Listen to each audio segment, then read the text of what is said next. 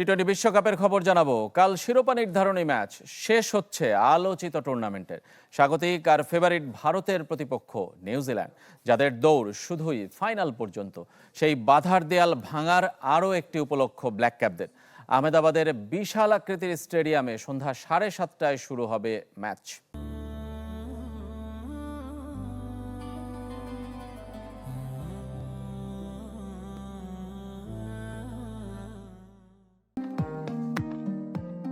এই সেই আহমেদাবাদ নরেন্দ্র মোদী স্টেডিয়াম। 2.5 বছর আগে ওয়ানডে বিশ্বকাপ ফাইনালে লাখো দর্শককে স্তব্ধ করে দিয়েছিল অস্ট্রেলিয়া। এবার তাসমান পারের আরেক দেশ নিউজিল্যান্ড। ফরম্যাটটা যদিও আলাদা। প্রতিপক্ষ টি-20-র বর্তমান বিশ্বসেরা আর সর্বাধিক দুবারের বিশ্ব চ্যাম্পিয়ন ভারত। প্যাট কামিন্সের মতো মিচেল স্যান্টনারও নিস্তব্ধতা এনে দিতে চান পুরো স্টেডিয়ামে। ভারত কি সেটা হতে দিতে চাইবে? অবশ্যই সেটাই লক্ষ্য, দর্শকদের নীরব করে দেওয়া। তবে টি-20 ম্যাচ অনেক কিছুর উপর নির্ভর করে। ছোট্ট একটা মুহূর্ত ম্যাচের গতি বদলে দেয়। সবাই একই কথা বলে, নতুন কিছু বলতে বলো। আমাদের ক্যাম্পে আমরা সবাই রিল্যাক্স। ঘরের মাঠে দারুণ এক স্টেডিয়ামে খেলার জন্য এক্সাইটেড। টানা দুবার যেমন কেউ জেতেনি, তেমনি ঘরের মাঠেও কেউ না। ভারতকে জিততে ইতিহাস বদলাতে হবে। নিউজিল্যান্ডের জন্য গড়তে হবে নতুন করে। গত 11 বছরে এ নিয়ে সাদা বলে পঞ্চম বিশ্বকাপ ফাইনালে উঠলেও 4 আসরে ট্রফি শূন্য ব্ল্যাক ক্যাপস। ট্রফি জিততে পারলে খারাপ হবে না, অবশ্যই চ্যালেঞ্জিং।